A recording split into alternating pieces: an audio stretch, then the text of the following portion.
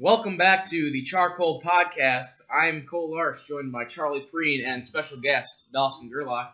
Today our topics will vary, but they will stay on the main topic, high school sports in South Dakota. So what are we going to get started with today? So today we're going to go over, like Cole said, some high school sports. We're going to start with Class A volleyball because mainly Class A volleyball is what we need to talk about because we're in Class A for our girls volleyball.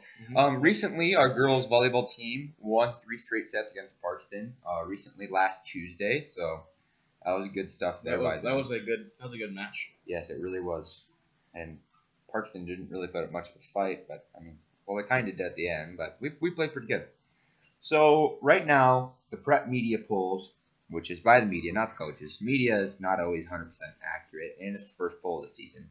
But right away, they got Sioux Falls Christian at 1, Miller at 2, McCook Central Montrose at 3, Elk at 4, and Parker at 5.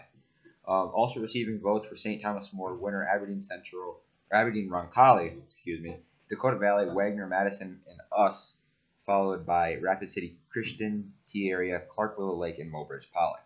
So I'm going to talk about something real quick. I think recently, about 3 weeks ago, the star hitter from Miller, Katie Fernholz, recently committed to K-State. Yes. That's pretty good for her. She's pretty good. She is pretty good. So we're gonna talk the best in Class A. It's really a toss-up, but last year's state championship, Miller got to the championship game. Didn't turn out how they wanted to. They lost. And so this year they're coming back, returning a whole bunch of juniors that started, a lot of them. And the Katie Fernholz will really help them. She's good. She is really good. So I have Miller going all the way this year. I do too, also, but I do think Christian will put up a fight. I think it'll be going into the state tournament. Christian will be at 1, and Miller will be at 2. But I think Miller wins it all. I do as well. Any thoughts there, Dawson? I couldn't agree with you guys more. That's a good deal. So now we're going to move on to high school football, and first we're going to talk about Class 11 AAA. So go ahead and take it. In 11 AAA this year, it'll be really, really different compared to previous years when Sioux Falls, Washington ran the table. This year, it's more of a wide open match. This year, a new face in AAA since about the beginning of AAA as a classification. AAA is finally getting Sioux Falls Lincoln to finally show up in football, which is kind of cool to see them. Yep. Because really no one thought that Lincoln had what it takes.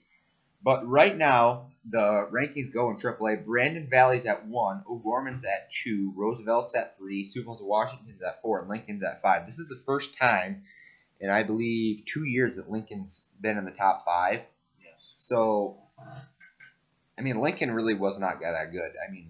The year that Mitchell won the Dakota Dome, they beat Lincoln. That's how bad Lincoln was. Yeah. And Lincoln just was not good for the longest time. And finally, they're in the top 5. Anyways, back to Brandon Valley. They got that running back who showed off last year in the AAA championship. That sophomore, I'm not quite sure what his name is, but he's going to have a breakout season. And Sioux Falls O'Gorman's always in there. They got a bunch of linebackers who were really good. And for Washington, they got an outside linebacker, Randolph Capay, who right now he's getting D1 offers from Big Ten schools like Nebraska and Minnesota. I'm pretty sure his Big Ten offers so far. So it'll be fun to watch him. He's a junior. So from here, do we want to cover all the classes, or do we just want to I think we can skip to 11B and 9A now. Skip to 11B. The season has been underway. The standings, the rankings, I should say, did not change at all. Bridgewater and Ethan 1, St. Thomas More 2, Winter 3, MVP 4, Sioux Valley 5. Anything you think you'd want to change? Yes. We had this conversation earlier today. And I think Winter is probably the best team in the state because watching that Bridgewater Emory film, I'm not saying that they're not good, but Brady Hawkins can't run the show the whole time. Mhm. So, Yep. and once teams like St. Thomas More, who have outstanding linebackers and outstanding defensive ends that are fast, then can contain Brady Hawkins, then they're really Because then once they're gonna get him shut down, there's really no other offense to follow behind. they're dependent on their line, and their line is not great. They're big in a couple positions, but they're not great. So, yeah, I think winners at 1. I got Bridgewater at 2, and I got St. Thomas More at 3, us at 4 right now, and Sioux Valley at 5. What do you think? I'd have to agree with you there. Really doesn't change that much. Winter is really good. I watched some of their game, and they really had a good showing.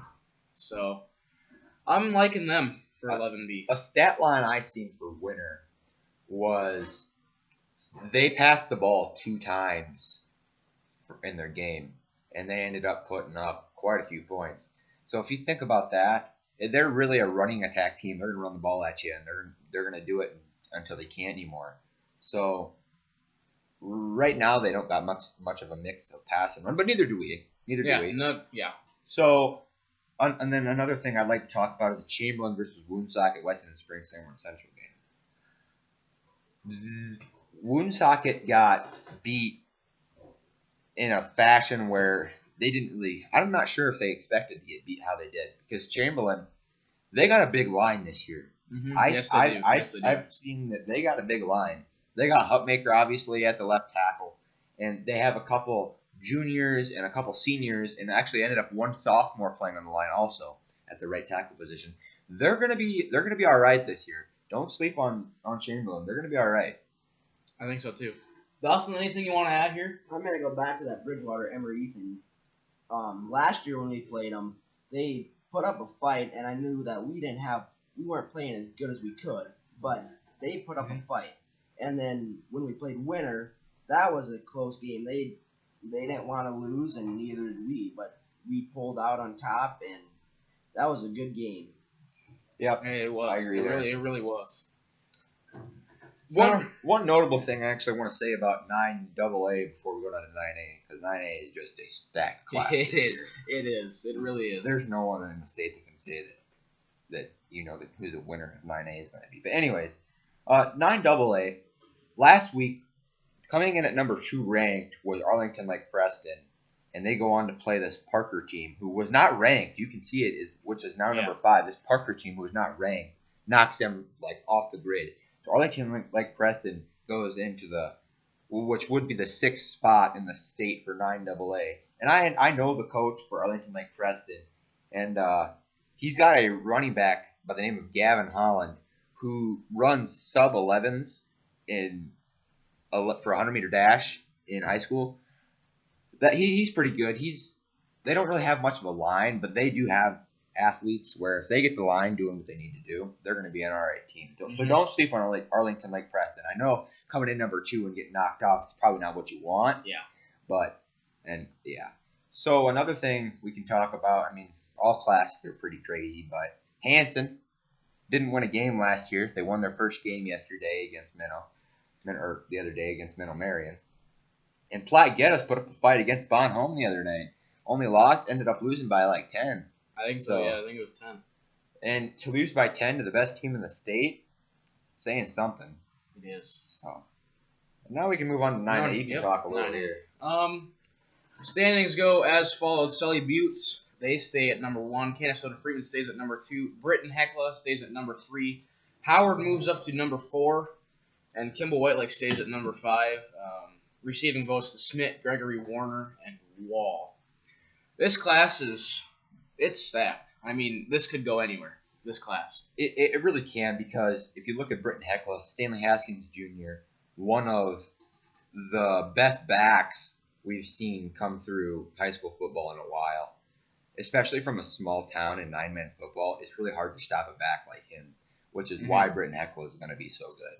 And Canastota Freeman, you've seen what they did last year and who they had last year. They lost a few seniors. I know that. But at the same time, Sully Buttes, who stand at the top, they are so big and they are so good at the 9-man level. it'll be hard for them to stop them. And one of the players that stands out for Silly Butte is Jet Lamb, number 52. He plays he plays all over basically for Sully Butte. He plays a running back on offense type of deal, like a fullback type deal. So they give him the ball, and on defense he plays from anywhere from the line to linebacker. So he's really an athlete for Sully Butte, and he's going to be one of the players to watch in 9A. And moving down to the non-ranked team, the Smith Bulldogs. They're at the number 6, what would be the 6th position with 21 votes. I went to a camp a while ago, and the Smith had a couple really good athletes there. So don't sleep on the Smith either. Give the Smith 1 year, and they will be in the top 4, top 3 in 9A. If not this year. Oh yeah, they're going to be all right. Don't sleep on the Smith. That's going to be one of the sleepers you need to look out for. And then going down to 9B, we have Cologne at 1. They moved up a spot. Coleman Egan is at 2. They moved up from 5th spot. Faulkton area is at 3. They stay the same. Woolsey Wessington 4. And Del Rapids St. Mary's at 5. No, not a really big surprise to see Cologne at the top of this. It really isn't, because what are the teams that compete with Cologne? I mean, Cologne just runs a way different style of football than everybody else. Mm-hmm. They get to work on you. They run the ball on you, and they mix it around too. They're not just going to run the ball up the middle. They're going to pass it, and they're going to run it outside. So Cologne has a really good mix, and their coach is good. And Cologne's got a history of going to the Dome, it'll be the Dyke House this year. I got to get that in my system. Getting to the Dyke House this year. So weird. So, but one of the notable things, number 5 in the 9B rankings, Del Rapids St. Mary's. Last year they were not great, but this year they put up a 40-point performance. The Del Rapids St. Mary's Cardinals did, and that moved them to the 5 spot. So you almost got to think that this 5 ranking came off of one game, which you can't base it off of one game, but at the same time, who they beat that can do that well. So I don't know. It's just something to look at. So now we're going to transition into a recap of the Week 0 football scores. We're just going to hit on a couple of games that stood out to us or were important to us. So I'm going to start with the first one. Bridgewater Emory Ethan beat Wagner 49-0. Really no surprise there, honestly. Yeah. But Wagner isn't that bad of a team, so I shouldn't say they're that bad. They're not the greatest, but they can put up a fight against teams. I think they just didn't show it here Week 0. So. Yeah. One thing that the Argus Leader ended up covering was the Burke versus Lyman game. I'll tell you what, Burke this year has the chance to actually be something. Yeah. They're going to be all right, especially with what happened to them. They should really have something to work for. So I think Burke Lyman game, Burke 46, Lyman 8. Burke kind of just manhandled that game. Larsch and I ended up watching some of that game on the way down. So driving down to Elk Point Jefferson. Another notable 11B score, Chamberlain beat Woonsocket at Weston Springs Sanborn Central 26-6. Honestly, it was it's really different score than what I thought it was going to be. I did too. I was surprised. I mean, I thought it was going to be closer, and honestly, and I wouldn't think that. I feel like they should have scored more because both defenses, they're not superb, but neither are their offenses. So I mean, they're not bad, but they're just not the greatest in 11B. Yeah. The next one I'll talk about is Cologne versus Corsica Stickney. Cologne comes from the 2 ranked spot, moves up to the 1, and they only beat Corsica Stickney by 4. So that's just something about Corsica Stickney. They're going to be all right this year. I mean, they'll be a playoff team. But Cologne, obviously, always putting the hammer down, and they just play hard. They just play hard football, and they'll beat you. So that's the score. 22 Cologne, and Corsica Stickney got 18. Next score, Del Rapids St. Mary 60, Esseline Hendricks 18. I believe you have a story on this one, do you? Basically, what happened is they had one of the running backs who was probably one of the better running backs in their class, and he he showed out. Is what he did. So he showed out in that, and he ended up putting up like 4 touchdowns by himself, which really carried Del Rapids St. Mary's under the 5 spot this week. So really helped them. Another local game here. Kimball White Lake 44. TDA ACDC 6. Really no surprise here. I'm surprised Kimball White Lake put up that many numbers. I was too, because what happened last year and who they lost, I was kind of surprised to see how what they did against this team. Because, I mean, last year they were obviously a dome team, second in the dome, and losing to Bon home in the dome. But now this year they're a 9A team. So they can move down a class and do stuff like this. It's something to look out for. Mm-hmm. The next one I think we should talk about is the McCook Central Montrose versus Beersford game. It really doesn't affect us, but it's 11B game. McCook Central Montrose 39, Beersford 32. It's an interesting score, really. I mean, I didn't really expect this coming in. I really didn't either, to be honest with you. So the next game we're going to cover, or the next game we're going to talk about, is the MVP Elk Point Jefferson game. MVP beat Elk Point Jefferson 20-14. We were both there. Not the best of games for the Mount Vernon playing the Titans. You are right. See, the average person who watched the game would think, oh, great game. Yeah, great. It was a close score. Both teams going back and forth. Great game. It was great. But if you watch the film and you know the plays, the plays we were running were not plays we had to play. Yeah, that is true. So you can tell. And one thing I want to talk about here for Elk Point Jefferson, they had 2 plays, the 2 breakout running plays that were for a touchdown, and their running back that ran them, Riley Schmitz, 145 yards, 2 touchdowns on 5 carries. If you take away those 2 touchdown carries, he has 3 carries for -5 yards. I just want to point that out to you. That our defense was good. I shouldn't say it was great. It was good, minus those 2 breakout plays. You take away those 2 breakout plays, they had 4 total first downs in the game. It was really just domination, and we just couldn't pull anything together offensively. And another thing I want to touch on quick, just before we hop to the next game, is Hunter Pranger had 15 tackles in that game by himself. That's more than some people will get in a year. Mm-hmm. He had a really standout game. He was that one who ended up making the play in the last play of the game. He really had a standout game. It was really 4th and probably 10. We need to stop him to get the ball back and just take a knee, and then rolling out or whatever. He chases him down from behind, gets tackled with probably 2 yards to go, and that sealed the deal for the Titans. And Hunter is going to have a very good year. Yes. He knows the plays. He's smart about it. He knows what to do. He's just going to have an all-around good year. Yes. Mm-hmm. So next we're going to talk about Arlington Lake Preston. Like I said, they got beat. They were the number 2 team in the state, and they got knocked off by Parker. So Parker ended up winning 28-26. Next game I want to touch on here, 11B. Winner beat Stanley County 44-6.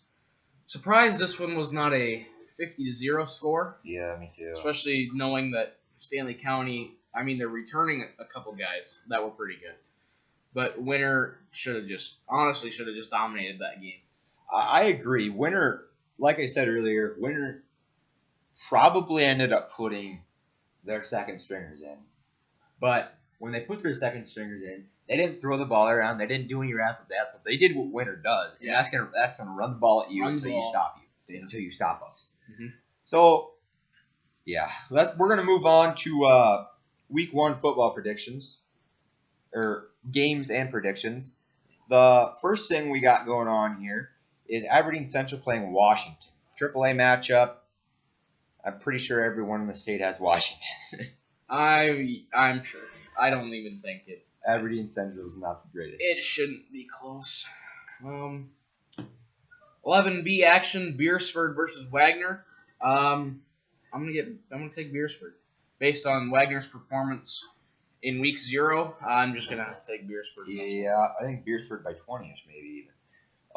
The next one we're gonna talk about is a little bit of 9B or 9A here. Of course, Stickney and Irene Makanda. Of course, Stickney and Irene Makanda play pretty similar offenses if you think about it. Irene Wakanda, they passed the ball around a lot when they had Trey King, but now they're more becoming a mix like Court Stickney is. And with Broughton over there, of course, Stickney, I think he'll mix it up just as much as Irene Condon. That'll be a good matchup. I'm gonna look forward to seeing that one, or watching or seeing scores somewhere. I don't know what's gonna happen. The next game we're gonna go to is Elk Point Jefferson versus Bridgewater Emory Ethan. Obviously, Mom and Playing just played Elk Point Jefferson. Bridgewater Emory just played Wagner. I'm gonna have. Well, it depends. If Elk Point Jefferson comes out in that wonky defense like they did against us, Instead of watching Jesse, they'll watch Hawkins. yes, And that kid's going to be fast, and if he can keep up with Hawkins, then maybe he can do something. I think if they can control Hawkins offensively, I think it's gonna be close. I don't think they're gonna be able to win though. I don't think they will either. Based on their offensive performance. I bet the game will be similar to ours. Maybe Bridgewater opens up probably 20 more points, maybe even than ours. But Yeah. I got Bridgewater. I do. I also have Bridgewater By a large margin there.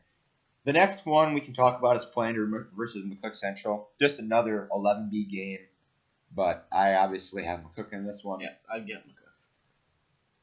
And you want to take this one? I'll take Burke versus Gregory. I think this is gonna be a good game. I think they're gonna come together after what happened. Obviously, they did against Lyman. If they keep that up, they're gonna have a good shot at going quite a ways. So I'm going to take Burke in this game. Okay. Another notable game I'd like to talk about is the Pine Ridge versus Sioux Falls Christian game.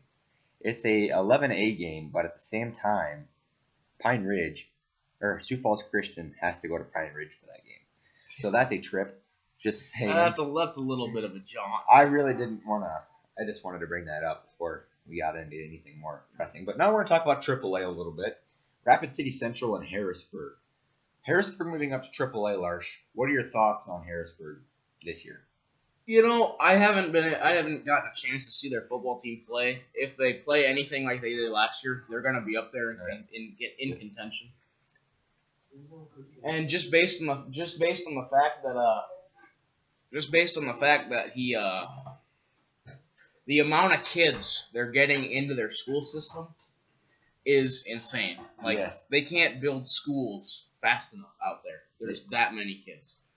And the new one, it's going to be Sioux Falls Jefferson, I believe, right? Sioux Falls Jefferson will be the... I've heard about that one, yeah. The new one. So Sioux Falls Jefferson. 2 years, and I think they're back will be in the South Dakota High School Activities Association, so they'll have a football team.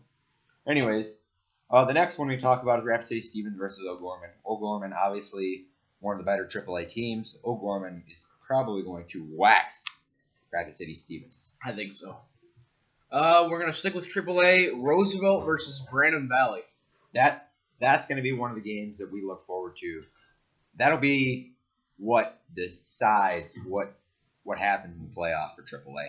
This could probably be one of the Dyke House games this year. I think for so. The state championship. This is what they're calling it over in Sioux Falls, the Sioux Falls area. This is the game. Oh yeah. Whoever wins this one will. That's what they're saying is going to win it all. A week one game like this does not happen very often, so you know that there'll be quite a few press people there. So yeah, it's going to be packed. I can't even imagine. Oh yeah. Any other ones you want to cover here?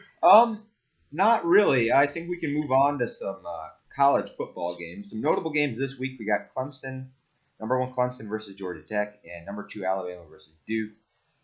Also, number 11 Oregon versus Auburn. They're basically the only notable. Yeah, the first decently ranked game with ranked teams going against each other would be Oregon and Auburn. The Clemson game, that shouldn't be close. Alabama game, that shouldn't be close. The only one that's actually, I think, the only week 1 game that's actually going to be reasonably close is this Oregon versus Auburn game here. Yep. And we can talk about the Big West, or the Big Ten West a little bit here. Who do you think wins this? You know, it's always a toss-up. Wisconsin came out last year. They were really good. They're returning a bunch of guys. They should be good again this year. Purdue, they're always up there. They just can never get over the hump. I think this might be one of the years where they actually get up there and win it. Northwestern, it usually depends on the year for them. Nebraska, I'm always rooting for them, but they should be. They should be good. They should be all right. If they come in 24 ranked, they should be pretty good. Yeah. But if you were to pick one team, who do you have? One team, I think it'd go to